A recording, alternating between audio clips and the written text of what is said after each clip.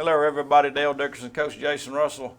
Coach, it just seems like just a couple of weeks ago we were sitting here talking about football's finally here, and we're so excited, and now it's over with. I know.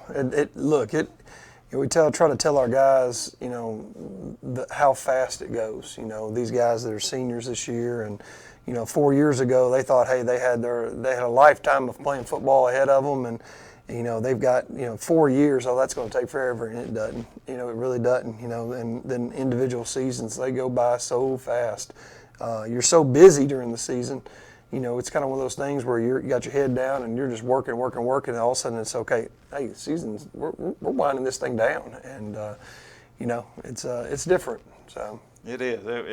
It just to me it went by really fast, and for this year the weather, we had a first game call for lightning. Second game ended early with lightning.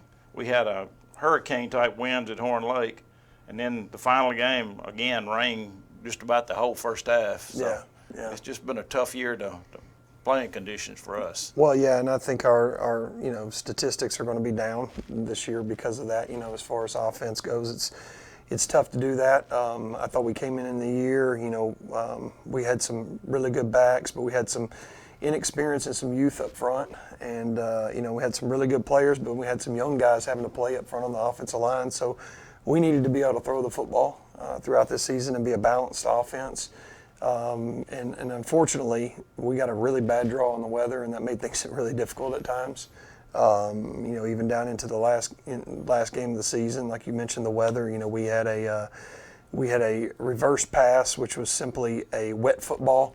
The football was soaked. I think they dropped it on the ground, and it rolled around, and the ball was soaked, slipped out of Hefner's hands, and ended up being a backwards pass. They get the ball about the 8-yard line. Yep. That gave them points, and so I thought Friday night I thought our defense played their finest game of the year. I really did. They only allowed 2 scores, really, in my opinion. I don't count that one of them getting the ball in the 8 against the defense. That's us offensively that made that error. But they allowed really 2 drives and 2 scores against a really, really talented football team. That's good enough to leave us in the ball game for sure. It was, and their yards rushing, they had a lot of yards rushing, but 61 of them came on one play right before the end of the first half, which was a really killer. And I think he had one other long one. So really, they kept him in check and kept pressure on the quarterback all night. Braylon Warren was everywhere. He was. What a fine player. He's only a sophomore right now. Yep. Went into his junior year next year, and so look for huge things out of that kid. Really talented, good kid, hard worker. I mean, just everything you want in a football player. Braylon's that. So excited about the future with him. When you watch the playback of the game, there were several long passes that if we had hit the pass, we just missed it by a yard or two, and then one of them actually was in Jay Wells' hands, and either he dropped it or the guy pulled it out of his hands. Mm-hmm. We had several plays that would have been long scoring plays that would have changed this game completely. I mean, it was just a matter of a yard or two that we didn't hit it and could have, and it would have been big. Yeah, and again, they kind of forced us into that a little bit.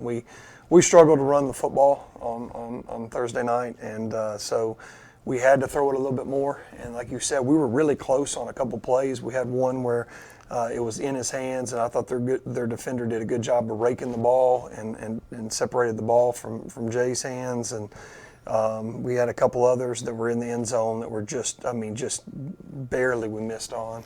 So we had a little pattern where Kylan Rhodes came out of the backfield and was running down the sideline and just overthrown by a yard or two, and he was by himself. Absolutely. So. We had an over route where their guy jumped it, and we were behind everybody, and we just missed it right over. It was actually Jay again, and missed it right over his head. So, and if he catches that, there's nobody behind him, and he's got great speed, so he probably scores there. I mean, it was just over and over again, just slightly missing in the passing game. And again, you can attribute that to a lot of things, and I'm not blaming the weather completely, but it was a heavy mist all night long, and so 2 things: one, that makes the ball a little bit harder to throw, and then 2, when you look up to go find the ball, you're looking into mist, and it's a little bit more difficult. So and we don't have the best lighting on the field anyway. no, so. we really need those reflectors on there. You know, we did some pricing on that, and it's unbelievable what they want for those LEDs. And you know, they want basically the price of a house for some LEDs. And so we looked into it, and you know, the most economical option would be to get some reflectors. You know, you see on most lights at stadiums, there's a reflector that goes on top of the light, and it pushes any of that light that was going up, it pushes it back down. Kind of, I don't know the percentage, but I would say it probably makes them 15-20% stronger each bulb, what you're actually seeing on the ground. And we need those, but unfortunately, even something like that, so, you know, you're looking at over a $20,000 price tag just to do that. You know, so just everything's expensive. You know how it goes. It is. All right, let's look at a few highlights from the game. The first one here is a third down sack. I believe it's a sack by Braylon Warren. Like I said, he was everywhere. And you can see on the camera lens here the conditions that we're playing in right here. I mean, it's not dry by any means. Yeah. So, And that's the aggravating thing, because it's not just a rain, it's a mist that just enough to make the ball wet and just enough to interfere with your vision. Oh, yes. And it lasted at least through the first half, maybe on into a little bit in the third quarter. Yeah, we had, you know, we went out for warm-ups, and every kid that came in took their visor off because you couldn't see anything, because that mist, just the way it just lays on there. And so every kid took their visor off, you know, and so many of them wear visors. And, you know, I wore one when I was playing. I hated that thing. I got poked in the eye and had an eye problem one time, and I had to wear one, and talk about miserable. I couldn't. I was like, I can't breathe with this thing on here. But no, all the guys took them off because of the you know, they were having trouble seeing, because it was just nasty out there. It was. All right, let's say next one is just a little old pass, about a 10-yard pass out to Jay Wells. So we were successful in throwing the ball a little bit. Yeah, absolutely. Oh, no, this is a run right here. Scramble here. Okay. All right, let's see. The next one is a pass to Kylan, I believe.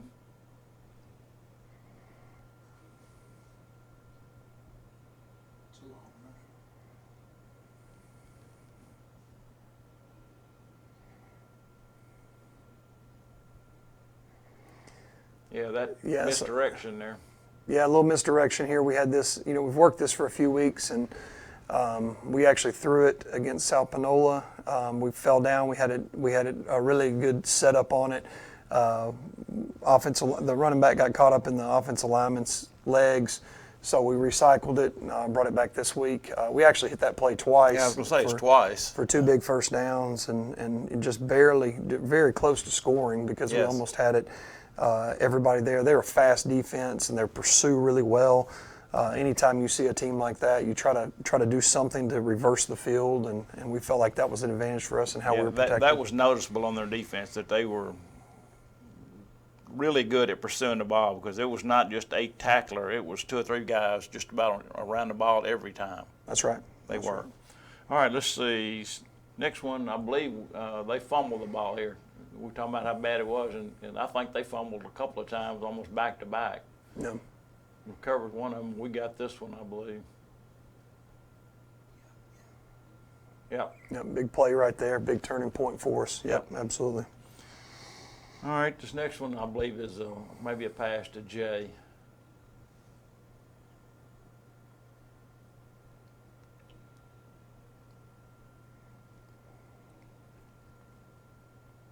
Yep.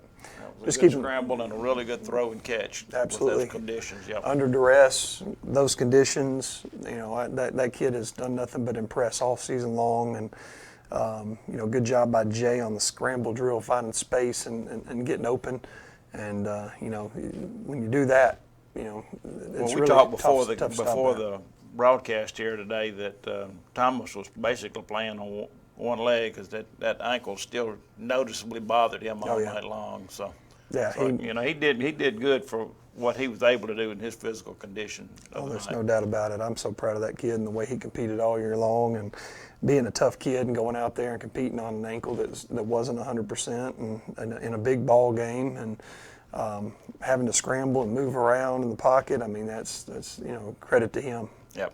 All right, and I think this next pass is play is the same play back to Kylan, the misdirection. Yep, there it is again. Yep. You can see they really bit on it well right here. Yep. And, we're really 1 block away or 2 blocks away from going and scoring right there, and that's late in the game. And, good job by Kylan right there, and good job by Thomas getting that ball to him. Well, we say goodbye to several good seniors this year, especially on the line. Yeah. Griffith and Justin Griffin and Mikey. Pride. I mean, those 2 kids, special. I'm an old lineman, so those guys hold a special place in my heart. You talk about sacrificing for the team, stats and all that kind of stuff. They don't get a lot of them, but they just play their tails off, work hard. Came to them about halfway through the season. We were having some issues with holding the line of scrimmage, and said, "Hey guys, we really need you to play both ways." And they said, "Whatever we need, coach, whatever we need." And so we plugged those guys in and basically took those 2 players and made 1 defensive player, so that way they still did get a little bit of rest, but they played crazy minutes throughout the end of the season and excelled, I thought, on the defensive line. That's what I was going to say. They excelled when they went over to that defensive side, because you heard their name called a lot on some tackles and stuff. Definitely. I mean, I thought they did really, really well, getting sacks even. I know Justin got a couple sacks one game and just is all the time in their backfield, and Pride did a good job as well over there. I mean, it really fortified our defensive line when they came over there, made us a lot better. So we'll definitely miss those guys. And there's so many seniors that we're going to miss. I had a chance to be around these guys for 4 years, and a lot of lasting relationships there. And then I hope they come back and come back around our program and continue to give to the program. So good. All right, let's talk a little bit about next year. We do have some young players that got a lot of playing time this year that will be back next year. Brandon Perry, to me, comes to mind, and Thomas Hefner, both on the offensive side. Brandon is just a hard runner. Yes, he is. He's a very, very hard runner. Had played really, really well.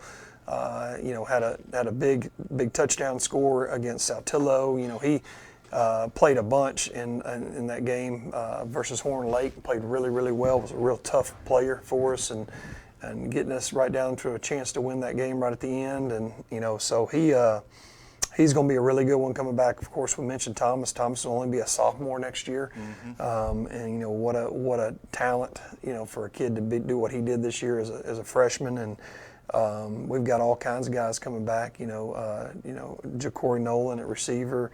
Jeremy Salisbury coming back. We have 3 different starters on the offensive line that are all coming back. So there's some real pieces there offensively that we do have coming back. We're going to miss a couple guys, on the defensive line. Those offensive linemen we moved over, we'll miss their production. We're going to have some guys step up there. Linebacker, we're going to miss Braden Johnson that played outside weak linebacker. He did a really, really good job, and just a tough, gritty kid. But we've got 3 guys right there coming back on the linebacker position.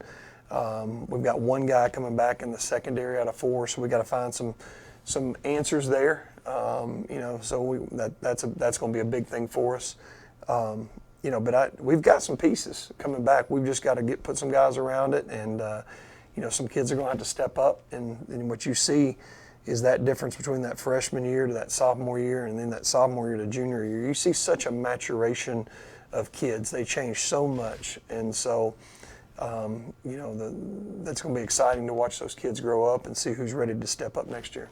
Well, the other piece that you hadn't mentioned yet is our special teams. We're losing a 4-year punter and a 4-year kicker. Yeah, that hurts for sure. 2 guys that are actually all-stars. They're going to play in the Bernard Blackwell All-Star game. And so, their production we're going to miss. I mean, they have literally started every game since they were freshmen, and so we're going to miss those guys a bunch. We got a really good young kicker. Austin's younger brother is coming back, and we've got a freshman that can kick as well, and is a really good soccer player. So we expect for him to step in and compete for that job. Both of those guys are more kickers. We got to find a punter, we don't really have one right now lined up, and that's a little scary for me. Yeah. Most kickers can work on that and punt the football as well, but I'd like to find a natural punter of the football too. Yeah, that's punters just don't grow on trees. No, they don't. No, they don't. That's a knack that a kid gets, and he has to work at it continuously. And that's right. If you don't have one, it's a scary thought on fourth down, sticking somebody out there that. Well, you got to do two things. One, first thing is you got to be able to catch that ball. It's coming back there with all that pressure. Then you got to be able to get that kickoff and do so in rhythm. And that's a tough job now. It really is. And it is, yeah. So we'll see. I'm going to be bugging the soccer coach a whole bunch, make sure we find somebody out there to get out there and compete, maybe a couple guys. Okay. Folks, let me tell you, Coach, to your face, I appreciate the effort you and your staff put in. Y'all put in just hours that nobody ever sees, but y'all put in a lot of hours. And the product we put on the field may not have had the wins that we want, but we had well-behaved kids that represented the school in an outstanding manner, and I do appreciate everything y'all have done for those kids. And like I said, there's so much goes on that the public never sees. The hours, long hours, and late nights and stuff. So I do appreciate it. Well, look, I appreciate that. That means a lot to me. And this game, we want to win everything we do. I'm a very, very competitive person. I do not like losing. I hate losing more than I like winning, honestly. It's just one of those things that I just don't like to lose. And, to end the season where we were is frustrating and no doubt. But I do think our kids are behaving well. I do think our kids are competing. I look back, and one thing that I think is just an amazing piece of information is last year at the end of the school year, we only had 4 kids fail any of their classes. We had no kids that were ineligible. We had 4 kids fail a class, and on our entire football team. I've never heard of that happening before. Now, we'd love for that to be 100%. We were talking about a football team of over 100 children, and only 4 guys had any kind of a failing grade. I've never heard of that in all the years I've done this. So our kids they're doing a lot of things great. They really are. And I know, and I promise you this, I want to see that scoreboard look right, and I want to be able to count off those numbers at the end of games and have fun, and that more than anyone. Yeah. But I do think, like you said, we're building young men, that are going to be better husbands and fathers and leaders in this community, and I think that is very, very important, and probably more important than anything that we do. And I know if we continue to do things the right way, the wins will come. Yep. All right. Well, folks, I want to thank everybody for tuning in to watch our broadcast on Friday nights on OBTV Live. And for those that have been watching our coaches show, we appreciate y'all. And God willing, we'll be back here next year doing the same thing, and we'll see y'all then. Thanks, everybody.